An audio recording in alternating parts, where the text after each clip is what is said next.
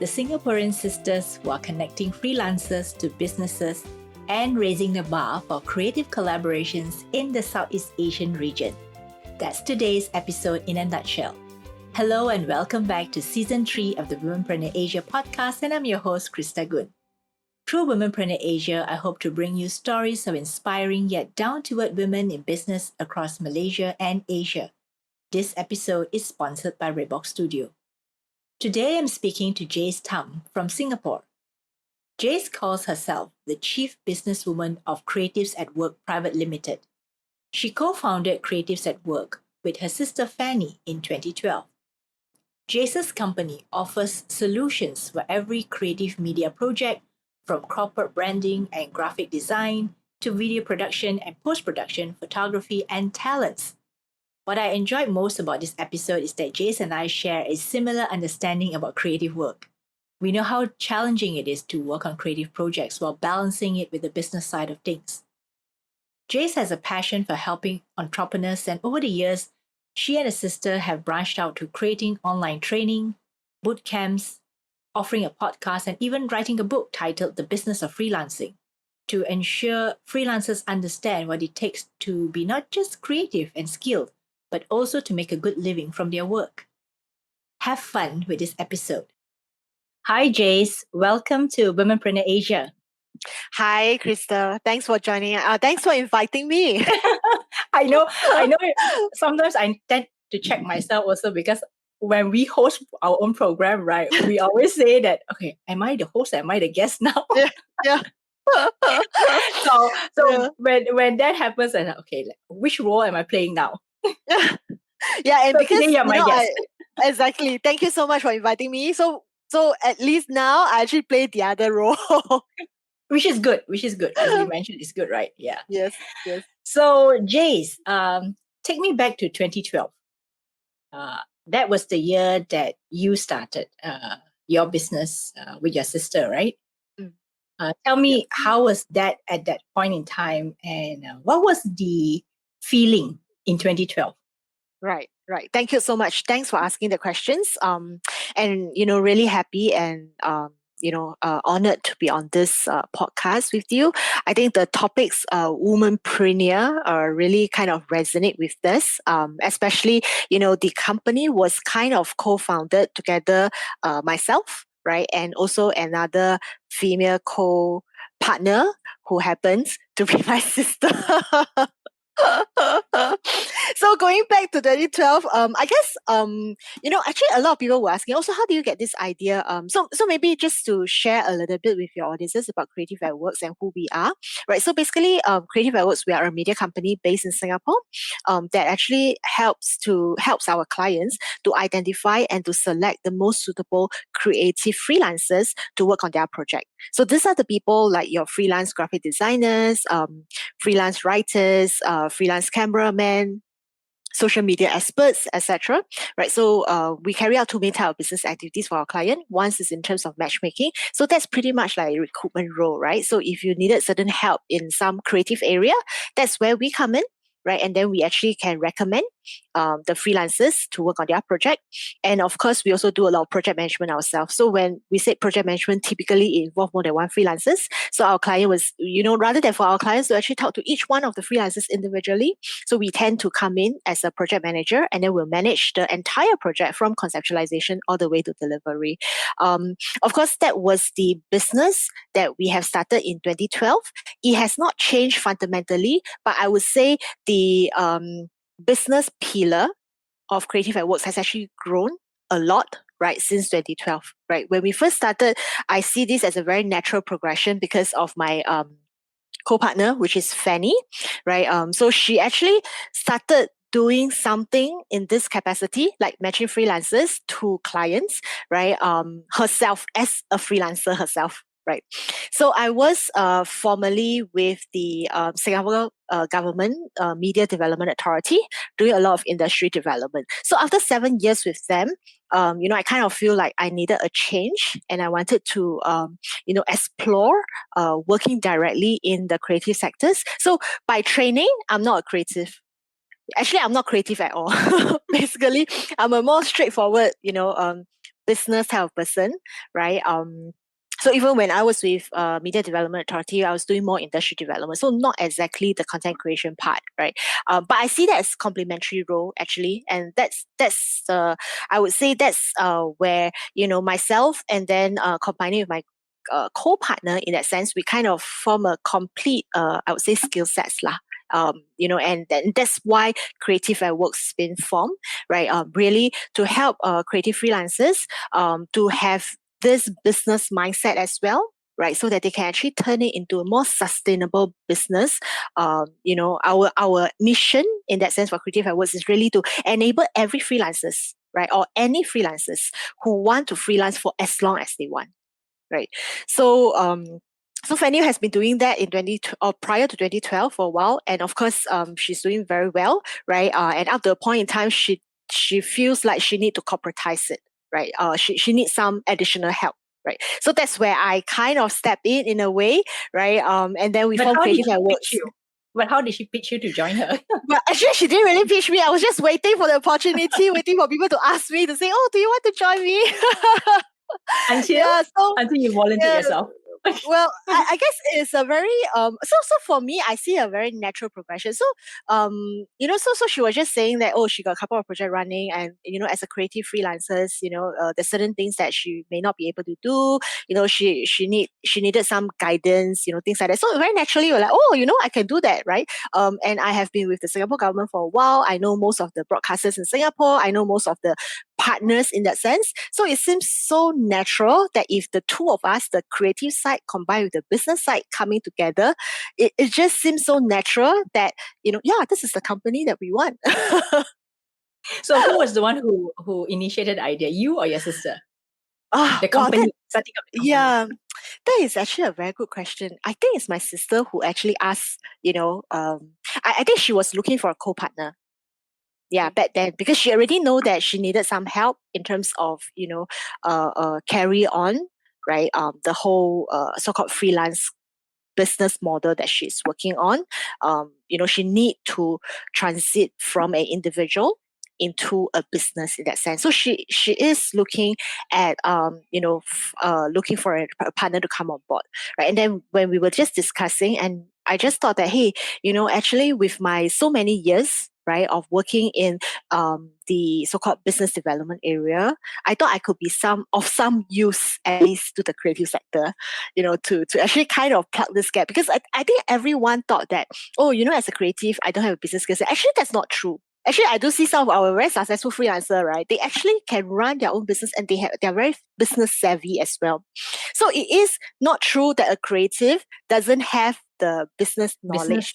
Yeah. Business skill sets. It is something that, you may not have it at first, but it comes with experience, right? And you can learn from it, right? So, but of course, at that point in time, we thought that or rather for me, I think that is a skill set that I can contribute to the local, I would say, creative talent in a way. So hence, we then said, okay, let's do it. And then I go and quit my job, and then we started Creative at Works in 2012, back in September. Yeah, but I must say the journey has actually been rewarding, right, and fulfilling. So now, if you ask me, oh, Jayce, do you want to go back to a corporate job, right? Yeah. Then my answer would be, oh no, I'm so sorry, I'm not going back anytime soon. I think most people who have tasted entrepreneurial life would really not go back, Yeah. right? Yeah, it's true. It's true. Unless, the company really need you to come on board as a consultant, and can structure something that is for you. Because I think once you become an entrepreneur, and I'm sure you will actually agree with me, right? Is that the power that you have, right, Yeah. over your own timing, right? The power to say no, for example, is something that is so great, right? That you are not willing to give up, right? I'm not willing to give up, for example, to just do what my boss tell me, right? I want to have my own say, right? I want to run my own project. I want to see how it goes, right? Like, for example, during our not 12 years, but about 9 years, 9 years of running CreativesAtWork, actually, there are a lot of times where we ask ourselves, what do we do this for? Why do we do this project that's not making money, but take up so much of our time? Like, we cry over it, we sweat over it. Why is this for, right? There's a lot of times that we do things like that. But at the end of the day, we make great friends, we make good relationship, so it's still a project that is worth doing, right? But if we were to move this back to a corporate setting, for example, right, then I'm sure that my bonus is gone. My boss will say, why are you doing this? That's not in line with your KPI, things like that. So in that sense, the power to decide what I want to do, even though it's not in my grand plan at all, is something that actually motivates me a lot. Doing what you think is right at the right time, I think is very important. Okay. So when you and your sister started the business, back then she was already in the creative industry, right? She was already doing work. So can I say that it wasn't difficult for her to get clients? It wasn't difficult at all for both of you to go out there and market yourself? Because both of you already have your contacts and your links out there. I would say that, okay, so there's two ways to answer it, right? So I will take it in two parts, right? So I would say you're right? Because of our background, right? And I strongly urge the younger freelancers as well, because a lot of people nowadays will say, oh, I just want to be my own boss, I want to work for myself, right? But sometimes you just need to have that corporate exposure, because that actually helps you to open out a lot more door, right? And actually build relationship from there. So you are right in a way to say that both of us, right, has our own, I would say, we don't start from zero, like, in that sense, right? We have some context to start off with. So we have been very lucky as well. Throughout our journey, we met many mentors, right? And we have many very assuring partners, right? That we know that we can rely on them, right, in times of need, right? So I won't say that it's not difficult. We do have our difficulty in some aspect as well, right? Maybe more so in terms of, like, do we get to work on the project that we want, right? Do we get to work on the budget, right, that we really ask for? So these are some of the I would say common business decisions that any self-employed or any business owner will face in their daily running of their businesses, right? But because of our past experience, because we already have built out a certain reputation, certain network, right, that helps us to open the door a little bit easier. But having said that, we still have to prove ourselves, because if we're talking about back in 2012, CreativesAtWork is still a very young company. And at that point in time, right, this freelancing concept compared to now is totally different, right? So when we first started and when we were talk to the new clients in that sense, right, people were asking us, right, who are these freelancer? Right? Are they is it because they cannot get a job? That's why they become a freelancer, right? How do I know that they will not run away? Are they trustworthy? So these are some of the questions. Of course, right now, with remote working, I guess, one good thing about COVID is that they really has helped to accelerate, right, the future of work concept, right? With remote working, now people are more comfortable with this type of concept, right? About leveraging, on this, I would say, alternative talent pool called freelancing. Yeah. So it means that when you first started, the concept of freelancing was still new, right? I would say in Asia, at least, it's still quite new. Yeah. I guess in the States and probably the Europe, they have been around for a good 10 to 15 years or so. But I think in Asia, really what we see, right, it really just picked up over the last, I would say, 5 years or so. Okay. So your recommendation is also that if you're a freelancer, make sure you either have some corporate experience or at least you have some networks that you can tap into. Yeah, right. definitely. So that you don't really start from 0, like really 0.0. You just have something, right? At least 1 or 2 is better than 0, right? Yeah. So I think that is also a good way of, like setting your own expectations also. Because I think sometimes for freelancers, maybe some of them just think that the moment they get out of university, they want to get started on that. But they haven't built enough of that, what we call the runway, They don't have enough of runway to fly, right? Mm. So then you have built a strong community of creatives over the years. How do you continue doing that? Okay, that is actually a very, very good question. I think, when we first started out, our primary objective, right, was really to gather as many people as possible, right, under a common platform, so that we can then be able to match them to different kind of clients, right, who is looking for different type of freelancers. But about 3 years or so right ago, right, we kind of, our business evolved as well, right, in a way that I think what we actually has the approach that we has adopted compared to when we first started, right, instead of we still want to build the community, but what we actually want to help is to actually strengthen the community, not in volume, but more in the quality, right? So how we can actually help each and every one of the freelancers to be a better version of themselves, right? Compared to just being one of the community members, right? So that's where we also then started going into training. We started to run a lot of online workshops, right? Really bring everybody together to share experience, right?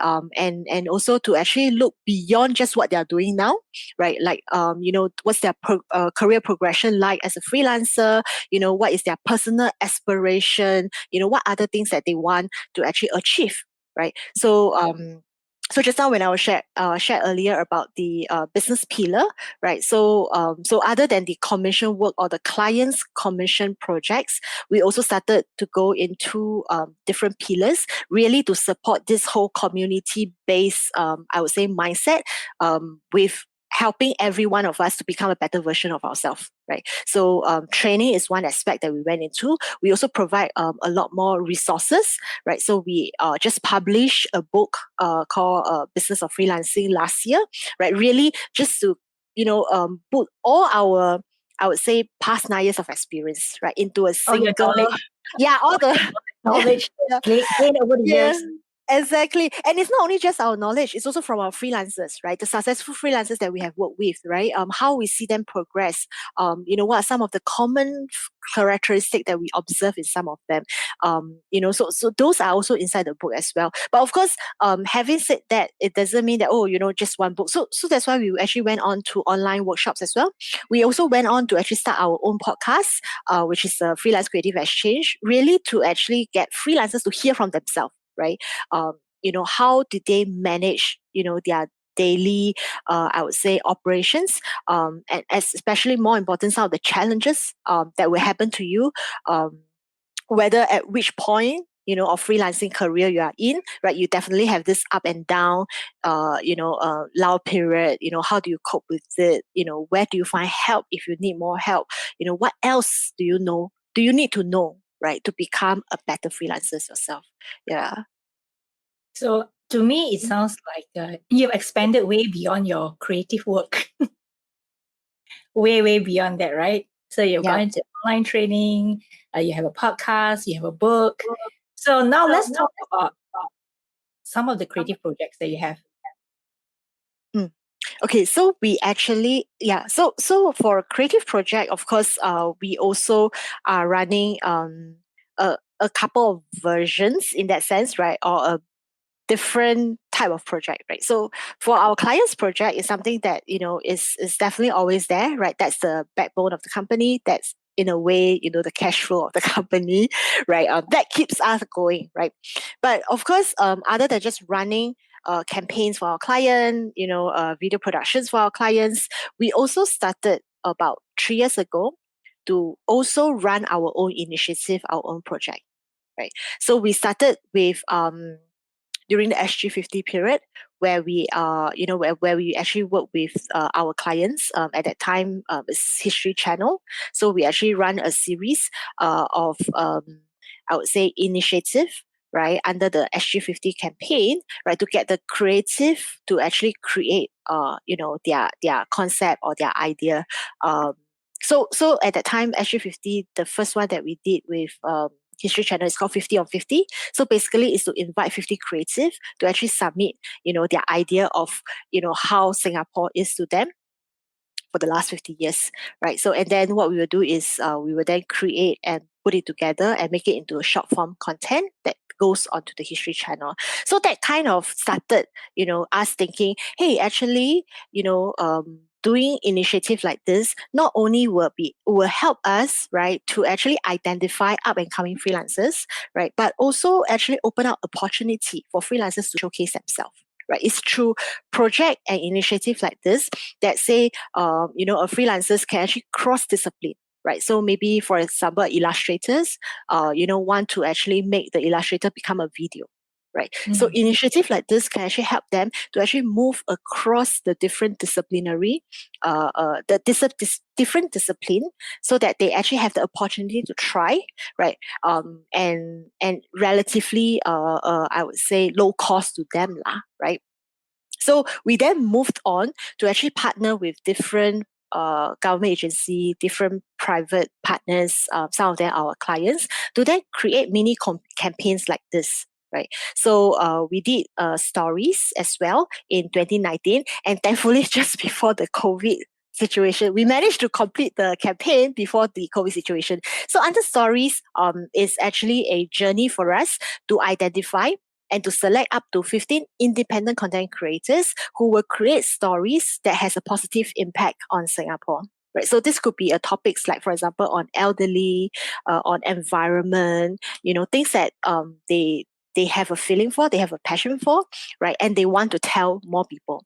Right. So through project like this, we also, under these stories, we also put them through mentorship with our mentors, and one of them is actually, of course, Nas Daily back in 2019.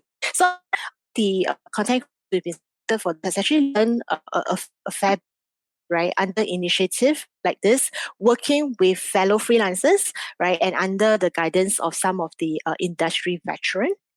Right, and of course, a more structured program under this program that we have actually worked together with workforce development agency in Singapore for the mentorship sessions. Right, so we realized that through initiative that we created ourselves, right, firstly, it actually helped us to reach out to more freelancers.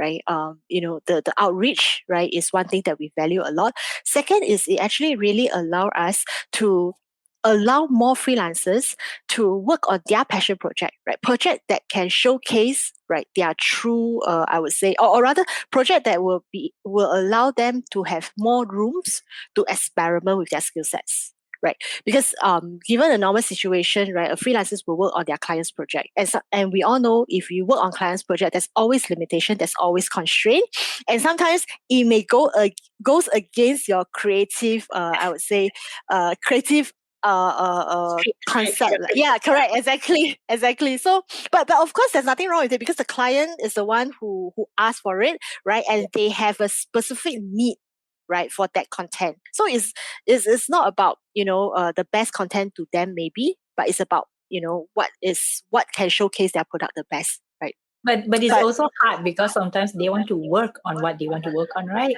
Yes, exactly. So that's why that's the negotiation skills, right? Of the freelancers, where they can come in to see if they could actually convince their client into adopting, right, their creative directions or their creative vision in a way. But when we run initiative, then what we actually felt that gave a lot of empowerment to the freelancers is because they get to work on their own project. Right, it's something that they're passionate about. That's why they will actually put in their 110%. Right, and it's also a showcase. Right, so we are actually achieving several objectives at the same time. Not only are we able to, so for example, stories where it's about creating positive impact. Right, not only are we able to push the message and the awareness, right, to the rest of the I would say Singaporeans or even audiences from abroad, but we are also able to allow the freelancers to say what they want to say. Right, and in some cases, it is actually quite rare, especially for freelancers who work on clients' project. In that sense, yeah. So it's a creative outlet. It's a creative outlet for the yes, it is. Exactly. And I think sometimes the creative outlets is important, especially one that allow you to push your own boundary and for you to experiment. Right. So you can imagine if the freelancers keep doing the same thing again and again and again, right? I mean, firstly, the skill becomes stagnant. right, for that freelancers, right? And then secondly, of course, they become a very routine thing, right? That the freelancers have like nothing to challenge them. But if once in a while, exactly, hopefully, creative, I'm not sure if they can do. Yeah, exactly. So, but you know the steps, right? You kind of just, okay, this is what I would do. I get a brief from the client, I get a script out, and most of the client script are almost the same if it's about product knowledge, things like that. And then I moved on to to get a cameraman to shoot and then go on to post it. So it becomes very mundane because you kind of know what you need to do at every stage, right? So there's nothing to push you beyond what we call the strive for excellence, right? But if you are working on your own project, right, then, and because you know that ultimately it's your showcase, right? It's good or bad, it comes down to you. You cannot say that, oh, it got nothing to do with me because so and so insists on their way of doing it. You can't say that, right? So in that sense, we think that it's actually good, for such initiative to help to uplift, I would say, the whole, hopefully, right, the whole creative standard in a way lah, for everyone, and also for ourselves as well, right? Because we also want to actually move beyond what we have always been doing for our clients, right? And through showcase like this, right, we could actually, show our potential clients as well, this is what we can do, right? Yeah, and of course then we can help the freelancers. So it kind of, to us, it's like a no-brainer, right? Win-win. Yeah, Looks like. exactly. The only thing is, it's a bit tough on us because then we need to go and think about the concept. Then we need to go and sell the concept, right? We need to go to all our partners, to say, okay, we want to do this. Yeah, yeah. So the pre-production part, right? The conceptualization and getting the first partner in, that's the toughest part, I would say, right? But I think we see great value in initiative like this, so we are very willing, right, to partner our freelancers to do this again and again. Right. So Story was just one example. So during the COVID period, where especially during the circuit breaker, we actually launched Striving Singapore 2.0 is coming, hopefully. But so What is that basically, about? Striving Singapore is also a initiative, but this time round we actually focus on the arts community, right? Because during or rather in 2012, right, a lot of things is being restricted, so we don't have you don't have exhibitions, the artist basically has no creative outlet. So we kind of work together with National Art Council in Singapore, which is a government agency, to actually launch what we call Striving Singapore Virtual Gallery. So basically, it's actually a virtual gallery where we actually identify 10 up and coming, I would say, independent artists in Singapore. Then we, through Striving Singapore, we then commission each of them to work on 4 art pieces that is eventually going showcase, right, on the virtual gallery, which we launch on 10/10/2020. So and the theme is Striving Singapore, right? So it's through different, I would say, initiative like this, then we got to work with different pockets of the creative talents, right?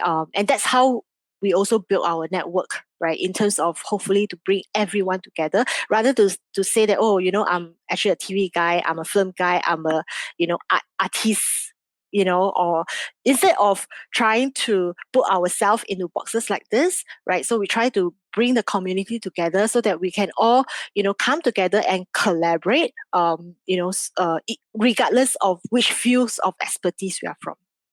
Do you mainly work with Singaporean creatives? Hey, that is actually a very good question. We don't mainly work with Singapore creative, right? But I must admit that majority of our freelancers currently are, I would say about 70% are actually based in Singapore, right? But they may not be Singaporean, right? It could be, foreigners working in Singapore or Singapore PR, for example, right? But we do have growing requests from around the region. And I would say that we have very good working relationship with different partners in Southeast Asia. So from Thailand, even Malaysia. You see, Malaysia, we have you as our partner, that we know that we can always go to, So then, of course, Philippines, right? Thailand, Cambodia, Vietnam. Actually, increasingly, we're doing a lot more work in Vietnam as well, right? So countries like this, we already have partners that we know we can trust, right? If we needed certain things to be done. That's a good thing because I think the region needs to expand. Yes, definitely. Because right now, right? I mean, so this is the more practical part of our business, right? Which is the commission project. So we are also seeing a lot of our clients, right? They're actually moving beyond just single language. I think in the past, of course, it's just mainly English, right? Because that's the universal language to be used in this region. But right now, when we work with partners like Grab, Samsung, IDC Asia and all this, they are looking beyond just English, right? So most of the content that they created has to be localized and translated into at least 8 or 9 languages around the region. Yeah, so there is actually a lot of localization work, I would say, that's actually going on, right? Especially for Singapore, because when the piece of content is being made, it was never just meant for Singapore, because Singapore is a very small country, right? I mean, we only have 5 million populations, so yeah, so it will be I mean, it will be a waste if it's just for Singapore in a way, right? So a lot of them are thinking beyond that, right? And also most of the company that we work with, or most of the company in Singapore, right? 7,000 of them are actually MMC, right? Where they actually have officer in different part of the world as well. So that's where, if they want to communicate a piece of, I would say, information, right, a piece of article to even internally for their staff, they also need to translate it in multi-language as well. So hence, we are seeing a lot more work that is being done in the region as well. And now, of course, because of the lockdown, right? So we can't travel. So if let's say there is certain critical shots, right, in terms of production, video productions, so that's where the freelancers in our network actually help us, right, to do certain things in the respecting countries. Okay. So now we've talked so much about yourself, but yourself in context of the business. Yeah. Now let's talk about you, Jayce. Sure. Okay. So who is Jayce? Well, I think that is a very good question. So, okay, who am I? Let me see. So, I'm a mother, right? So I have a 30-year-old boy. So I'm a sister, of course. I have 2 younger sisters. Then, of course, I'm a doctor, right? So, and then a businesswoman, right? So I guess it's a multiple role. A friend, of course, hopefully, good friend. Of to course, many of my friends. many of the creatives. Uh, Actually, yeah, in a way. But if let's say for closer friends like those from secondary schools, JC. Actually, most of my friends are not in creative because I don't come from a creative background. So I come from a more business background. So actually, most of my say longer term friends, right, longer time friends, they are mainly in business or they are mainly in corporate. So I'm actually quite like when I go for reunions, right, with them, I'm always the different one in a way. The unique one, the business development person who is working in creative industry. Yeah, in a way, slightly different, right? So the challenges that we face is slightly different as well. But of course, nonetheless, they're always very happy to see me because the experience I share with them is different from what they are experiencing, right? Yeah, in their respective area. Then you and your sister now, how does it feel like to run a business with your sibling?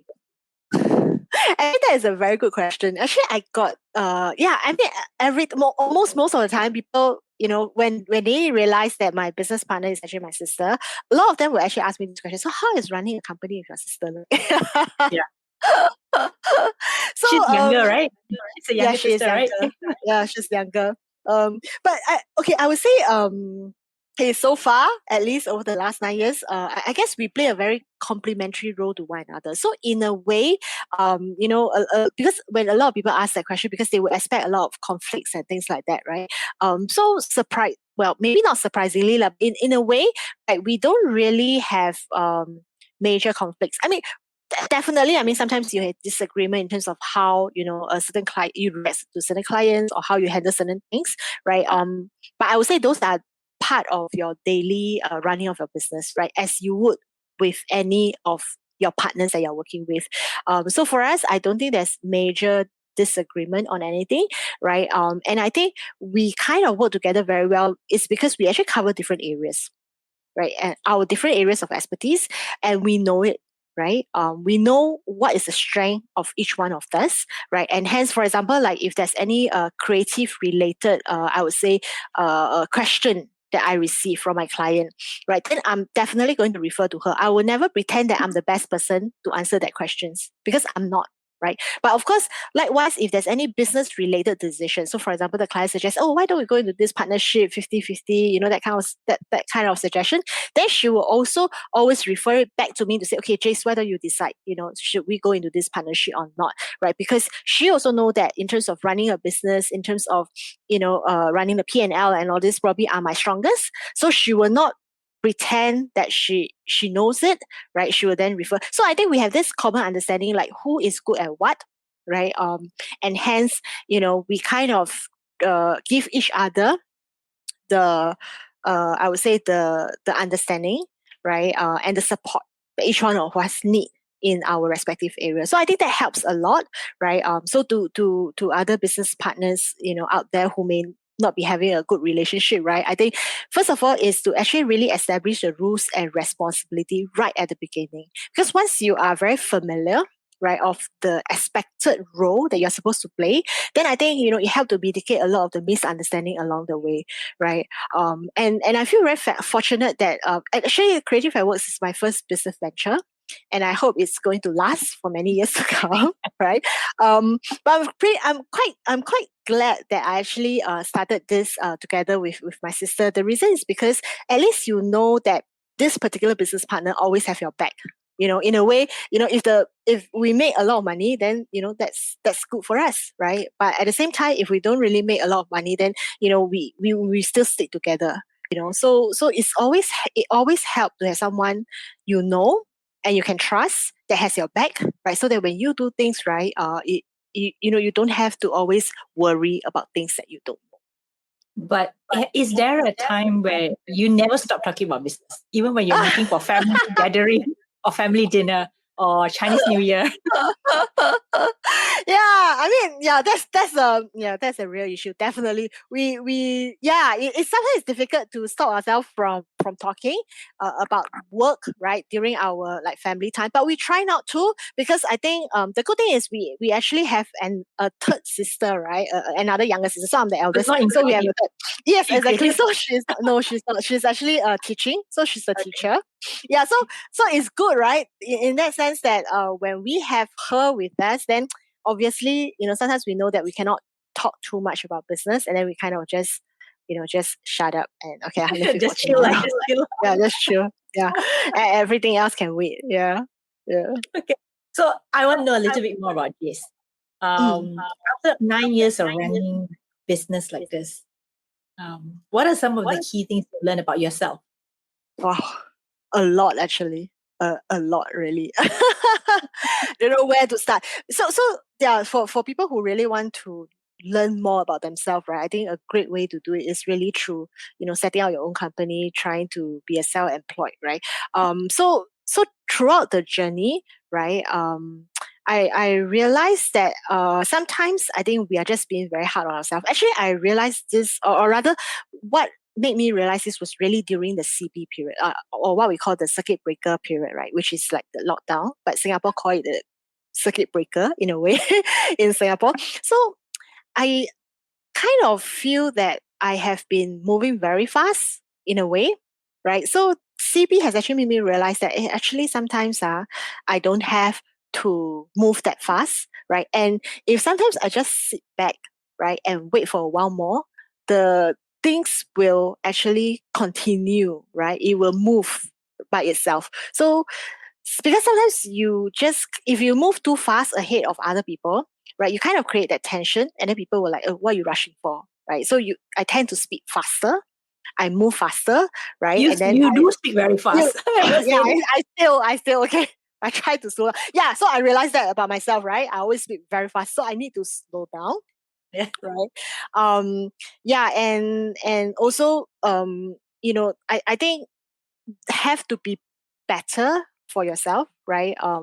Understand that not everything need to be finished within say within a few hours, right?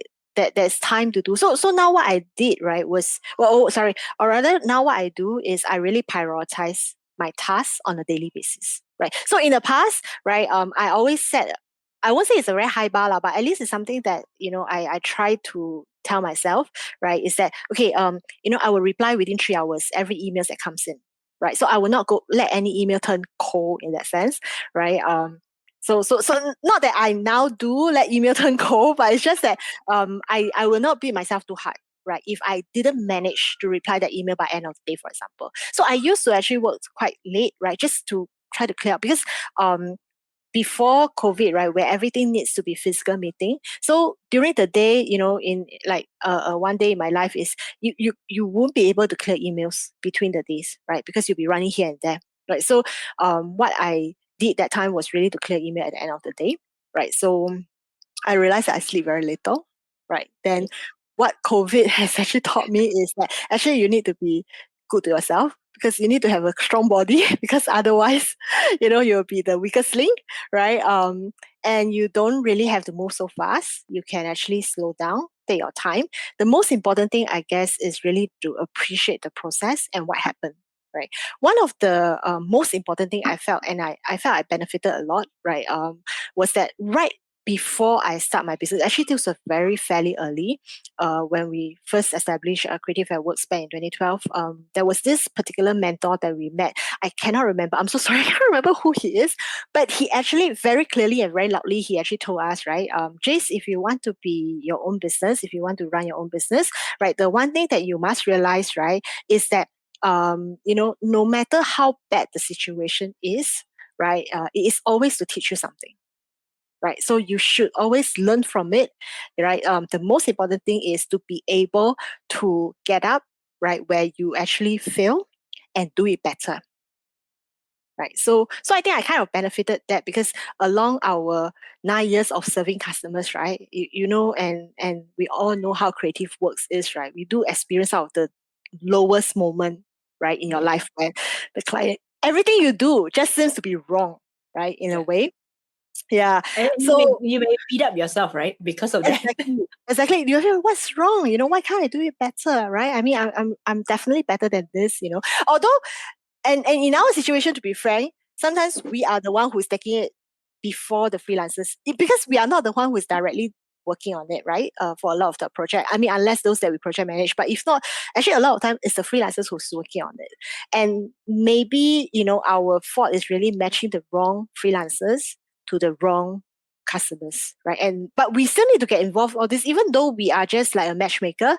But at the end of the day, if anything goes wrong, we will still be the one who are Who caught. get it, right? You get it, right? Exactly.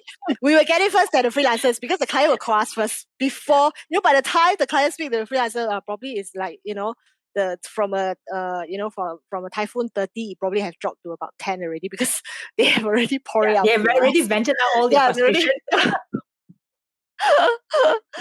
yeah, so in that sense, so I guess that's probably one of the things that I realized that whatever happened to you right now, right, is actually just to help you to prepare the road forward, right? And I think that was really a great I would say advice from their mentor. So we always tell ourselves, right, whatever happened is meant to be lah, right? It's actually for us to actually learn because if we have not have this similar situation, we may have made a even even more expensive, I would say, lessons further down the road. But at least now we learn the lessons, then we make sure that we don't repeat, the same mistake again further down the road. So Yeah. on this note, I also have a question to ask you. Have you ever walked away from a client and say, Oh, no, I'm not wow. doing this. I'm not doing this anymore. I'm so fed up of everything. Have you ever done that? We wish we could have done more. Yes, we have. We have. Actually, well, I think you have asked me at the right time because I mean it's just recently that we tried to walk away from a deal, but we realized that it's so difficult to walk away from that deal because of contractual agreement and all this lah, right? But so this could be a podcast or another time where we can actually share with you, right, all the horrible stories in a way. Yeah, Horror stories, right? Of yeah, the horror creative stories. industry.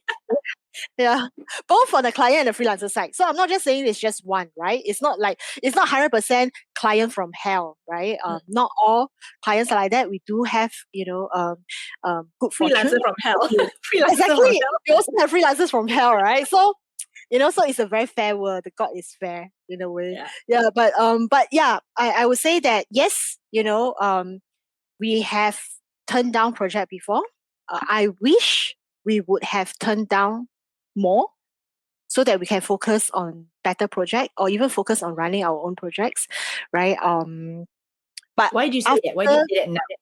Why do you Okay, say so, that now? so I think so I guess this has to do with how the business evolved as well, right? So in the beginning when we first started, of course, cash flow is important. Every project means a lot to us, right? Because we always value the project that comes in because it's an opportunity for freelancers, right, to do a work. So we always want to ensure that we fulfill every requirements of the client as to the best that we can.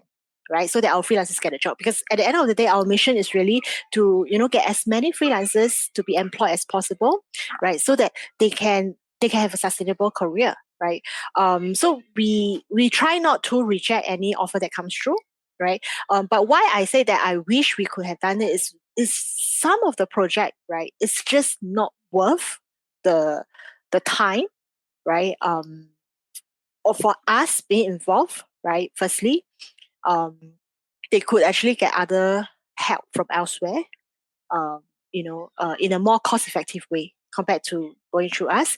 And second is the project does not make any difference to the freelancers that's working on it, right? With or without it. So I think when we actually evaluate every business opportunity, I think we also need to take into consideration of the opportunity cost, which is something that we didn't do in the past. So for us in the past, it's always, okay, let's just get a job, right? So if the client say, I'm so sorry, my budget is only 10%, or around 10% of what you're asking for.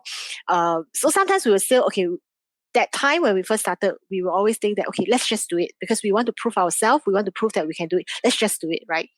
And then, of course, it turned out to be a client from hell, of course, right? Because the budget is low, but it's The asking for budget is the low, but the requirements is high. exactly. Yeah. So it turned into one of those incidents. So that's why on hindsight, I would have I would have think that we should not have agreed to it because firstly, we already know that the budget doesn't work for us. We should have walked away from the deal. But because at that point in time we thought that we want to prove ourselves, we want to say, okay, let's just take the bullet and just do it. Maybe we can. But it turns out that we cannot because and we already know it, right? The thing is you already know that you cannot work with that budget, but you still agree.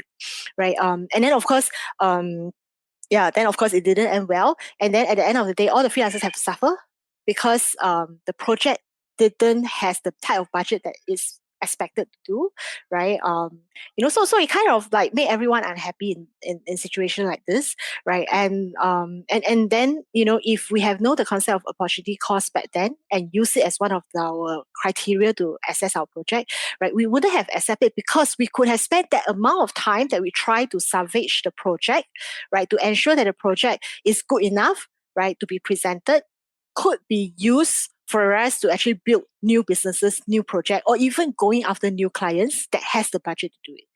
Yeah. So Or that's even why doing more of your own projects, your own initiative, right? exactly, right? Or skill upgrading yourself, right? Do different things. Yeah. So in that sense, that's why going back to your question, absolutely, right? I think we should have done that earlier, right? I think saying no is also one of the very powerful, I would say, tool for any business owner as well, right? Learn how to say no and say no to what kind of project, right? I mean, we have actually done a lot of project that also, didn't have great budget, but because we loved it, right? And the rewards that we want from it is not just monetary, right? It's probably helping a non-profit organization, it's helping a friend, something that we find that is worth it. That's why we want to do it. So of course those two are different, right? But for a real commercial project that the arrangement is actually based on a commercial outcome, then to be able to say no at the right time is actually the right move, because otherwise you really suffer from it. We actually suffer, like, countless of sleepless night just try to salvage, right, the So no situation. amount of bird's nest or ginseng will make up for it. Definitely, no amount will make up for it. Yeah, and we didn't want to, and nobody should go through this again, right? I mean, it's not fair for the client. It's not fair for the freelancers. At the end of the day, it's not fair for ourselves as well, right? So that's why you have asked an absolutely very important question, right? It's really learn how to say no. In the business career is important as well. Okay, then now, since we talk about client from hell, right? Now I want to talk about how do you de-stress at the end of the day? I'm not saying that every day you get client from hell, but creative is a different industry, right? Because expectations are different. It's not very direct business transactional. There are expectations from the client, and sometimes the stress does pile up. So how do you de-stress?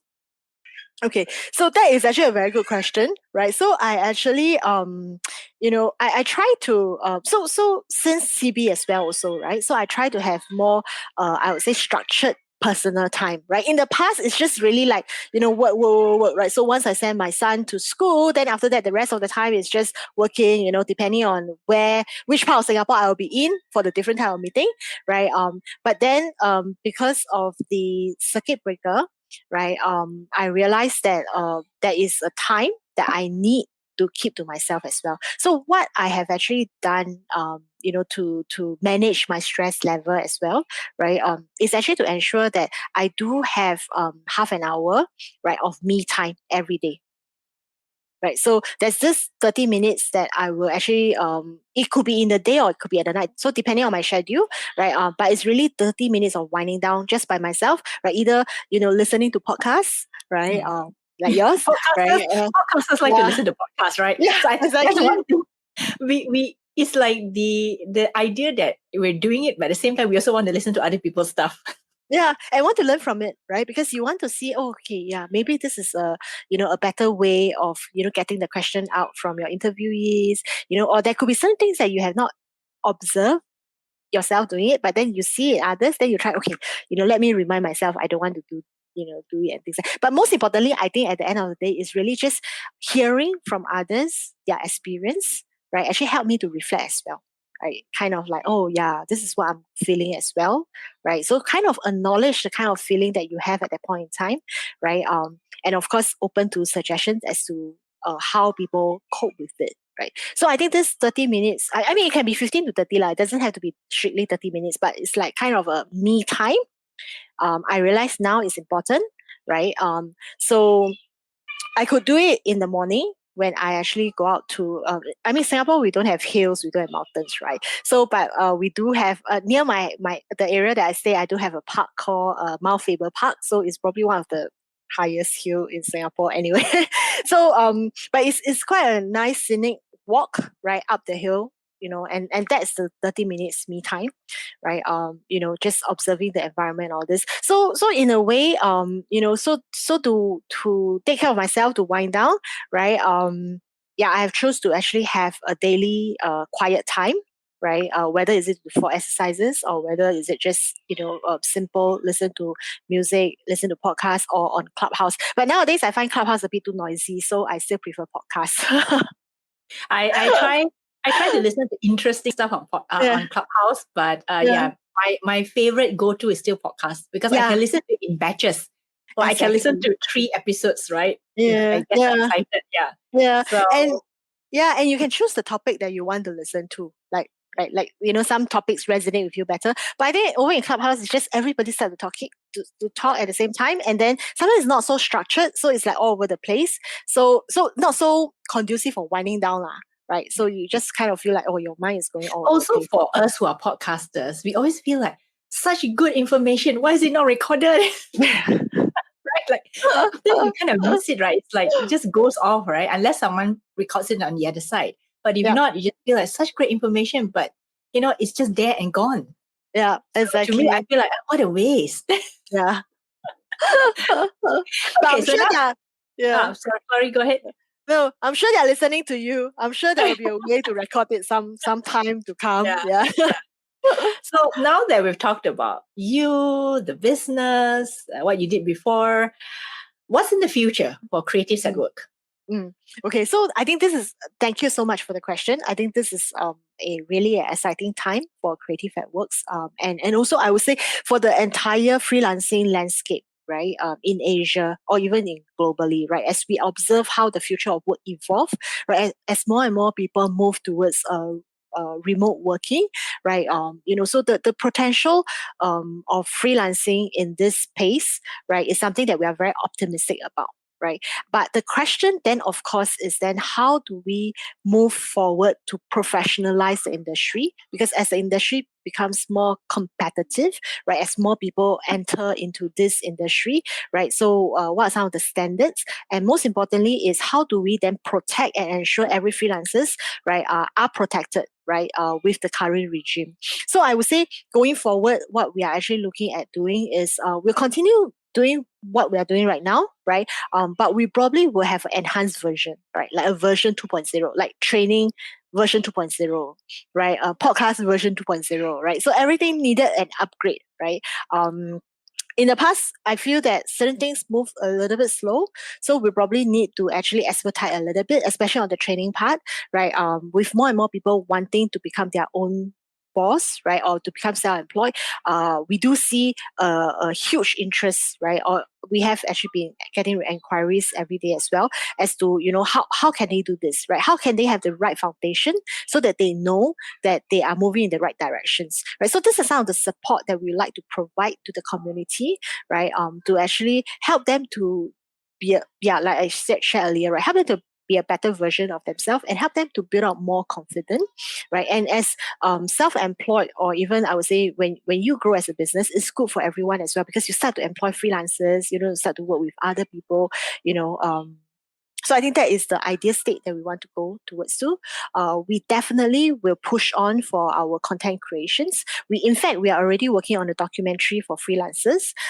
So hopefully we can actually launch it by end of the year. So we are looking to do a lot more, I would say, bite-sized content, to supercharge, I would say, the growth, right, of freelancing in this part of the world.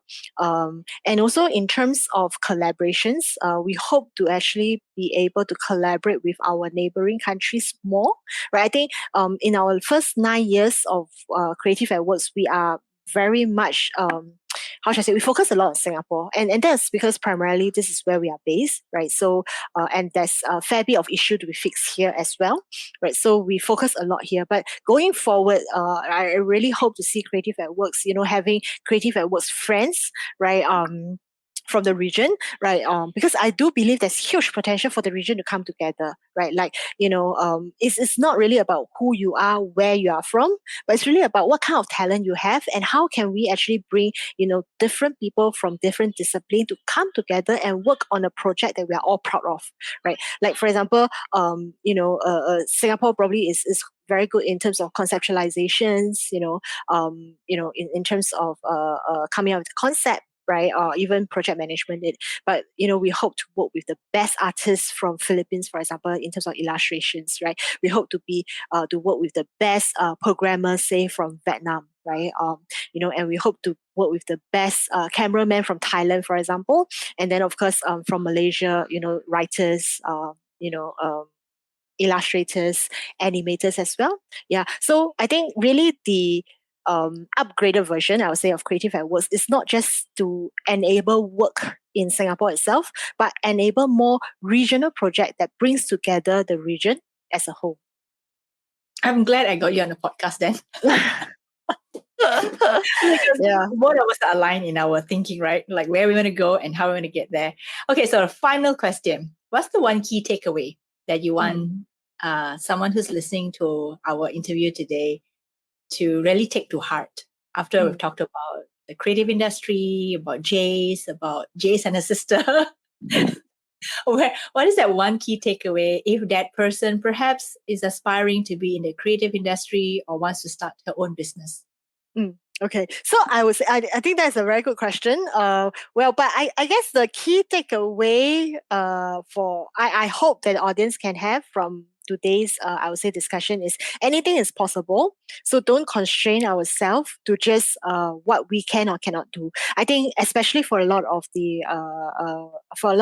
females, right, like us, right, we tend to always box ourselves out to say, oh, we cannot do this, we should not be doing this. We tend to be more careful in terms of how we tread ourselves, in terms of how we speak, right? But I guess I think we have come to a point where we should just be fearless, right? And just try as many things as possible, because at the end of the day, we don't know what will work out, right? By doing different things, right, doesn't mean that we are not faithful in a way, or rather we don't know what we want, but instead it's actually to bring or to test our potential to the fullest, right, and actually bring out that potential in us to do bigger and better things, right? So yeah, I hope that would be the takeaway, because if I have zero knowledge of the creative sectors and now I can run CreativesAtWork, anything can happen to you. You can do anything as well. You're a very optimistic person. I like that. I really like that. Okay, final one. Where can people find you online? Oh, okay. That's a very good question. Thank you so much for the airtime. You can find me almost on most platforms, but I'm actually most active on LinkedIn, actually, because I find that that's a great platform for a lot of business owners as well, right? For businesses to actually get involved. So LinkedIn will probably be one of my I would say one of the social media platforms that I focus on. I don't really focus so much on Facebook, Instagram, right? So if you want to find me, just go to LinkedIn and you should be able to find me, right? But of course, for CreativesAtWork, right, we are actually on all platforms, right, including, our podcast is available on all podcast channel, whichever that you listen to, from Google Podcasts to Spotify to iTunes, Apple Podcasts, Stitches, etc. So we are on not all, but most social media platforms, from your Facebook, Instagram, to your TikTok video. Right, we just launched our TikTok channel as well. YouTube, of course, something that we are working on constantly, right? Yeah, and if you just Google us, you should be able to find something. Yeah, so feel free to connect with us on any platform that is the most, I would say, convenient for you. And and then we can actually discuss and talk more from that front. Okay, so even if they're aspiring to be freelancers, but not yet, right? Not yet down that path, yeah, they can still reach out to you. Of course, yeah. Yeah. So thank you. I had fun talking.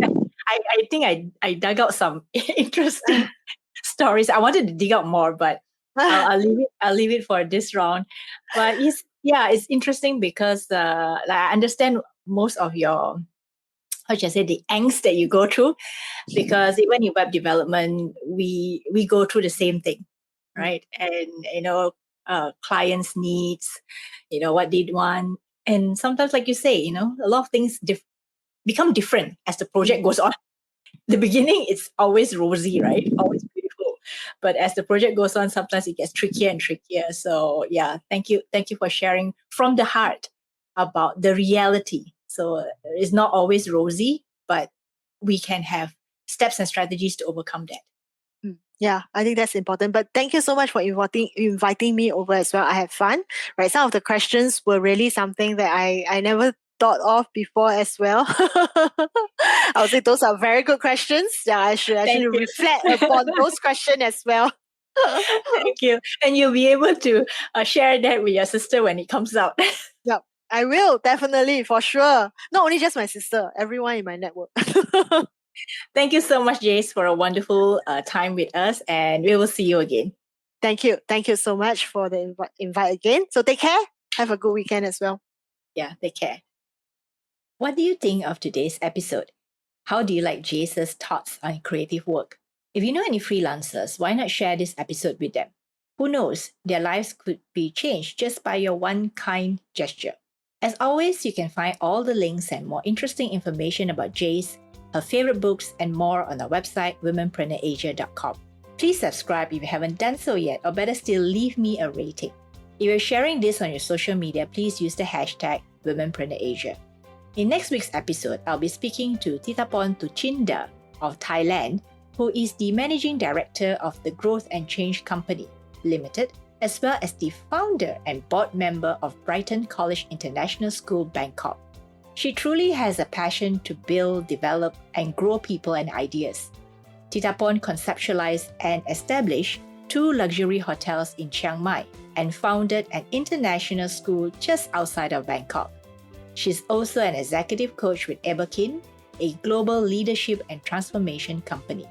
Join me next week as we speak to this serial entrepreneur, investor, and coach.